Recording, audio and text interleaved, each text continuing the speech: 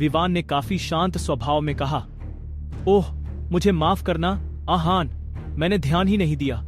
कोई बात नहीं, बस इस वक्त मैं किसी से बात करने के मूड में नहीं हूं, आहान ने जवाब में कहा।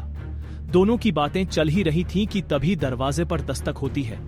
दोनों पीछे मुड़कर देखते हैं। वहां शनाया खड़ी थी। तुमने मुझे पहले क्यों नहीं बताया? शनाया की आवाज कमरे में गूंज उठी थी। वो दरवाजे के पास खड़ी थी, हाथ में एक कप चाय पकड़े हुए। विवान को मालूम नहीं था कि आहान ने शनाया को अपनी मां की डेथ एनिवर्सरी के बारे में बताया या नहीं, इसलिए उसने चुप रहना ही ठीक समझा। आहान के मुंह से शब्द ही नहीं निकल रहे थे। शनाया ने एक कदम आगे बढ़ाया और कहा, आहान, तुमने मुझे क्यों नहीं बताया कि विवान हमारे घर आ रहा है? मैं तो अभी तक रसोई भी ठीक से नहीं सजा पाई हूं। उसे क्या खिलाऊंगी? इतने सालों बाद मिल रहे हैं, और वो भी अपने नए घर में। विवान को भूखा तो नहीं जाने दूंगी मैं। उसकी बातें आहान के लिए राहत की तरह महसूस हुई। वो सिर्फ विवान के बारे में बात कर रही थी। उसने आहान और विवान के बीच हुई बातों को नहीं सुना था। शनाया के जवाब में आहान इससे पहले कुछ कहता, विवान बीच में बोला, आहान वो इंसान है जिसे कुछ भी याद नहीं रहता। मेरे यहां आने के बारे में क्या खाक याद रहेगा? अब देखो, उसे तो यह भी नहीं याद होगा कि 30 मिनट में हमारी एक बहुत जरूरी मीटिंग है। पहले तो आहान सही में सोच में डूब गया कि उसे कौन सी मीटिंग में जाना है। फिर उसने विवान की तरफ देखा तो विवान ने उससे आंखों से इशारे में समझाया कि वो इस बात में उसका साथ दे। दरअसल विवान को आहान के हाव भाव से समझ आ गया था कि वो शनाया को अपनी मां के बारे में नहीं बताना चाहता, और उसने इसलिए ही ये झूठ बोला। आहान ने मुस्कुराते हुए विवान से कहा, तुम तो मुझे बहुत अच्छे से जानते हो विवान, मुझे तो हमेशा टाइम का ध्यान नहीं रहता। विवान ने आहान को एक आंख मारी और फिर शनाया से कहा, चिंता मत करो, हम थोड़ी देर में वापस आ जाएंगे। तुम जानती हो आहान को हमेशा देर से चलता है। इसके बाद आहान और विवान बाहर निकल गए और शनाया वहीं खड़ी रही, चाय का कप पकड़े हुए, पूरी तरह से उलझन में। जो कुछ अभी हुआ था वो समझ नहीं पा रही थी। उसे आज दोनों ही काफी अजीब बर्ताव करते नजर आ रहे थे। वहीं दूसरी ओर गाड़ी में खामोशी छाई हुई थी। विवान आहान की ओर देखा। वो जानता था कि अब आहान कुछ बदल गया था। आहान पहले जैसा नहीं था। वो गहरे विचारों में खोया हुआ था। उसकी आंखों में वही सन्नाटा था जो उसे पहले कभी नजर नहीं आया था। कहां ले जा रहे हो आहान? विवान ने आखिरकार पूछा। आहान ने तुरंत कोई जवाब नहीं दिया। उसकी आंखें सड़क पर थीं और वो बस गाड़ी चला रहा था।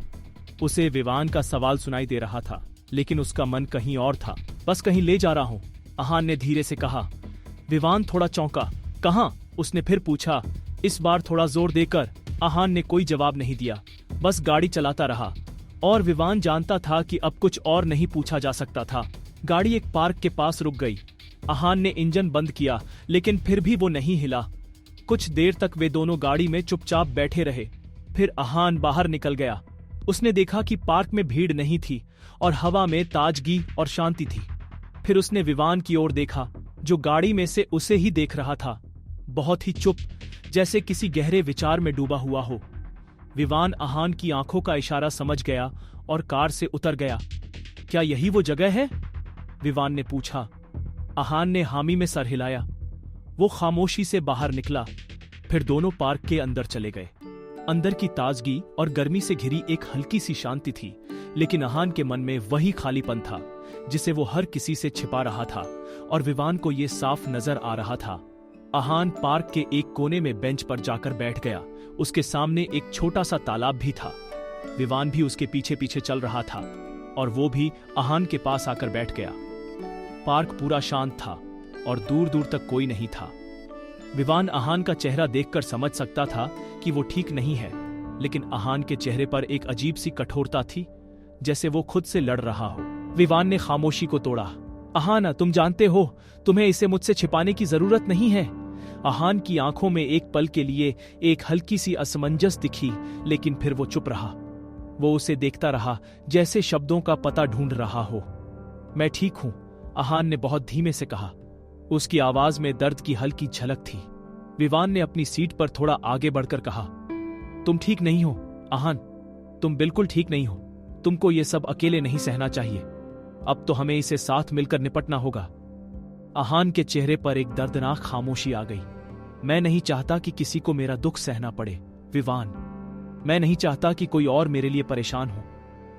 विवान ने एक गहरी सांस ली और कहा, तुम अकेले नहीं हो आहान, हम तुम्हारे साथ हैं।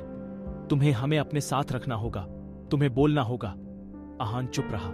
उसकी आंखों में एक हल्की सी बेचैनी थी, जैसे वो सब कहने के लिए तैयार नहीं था।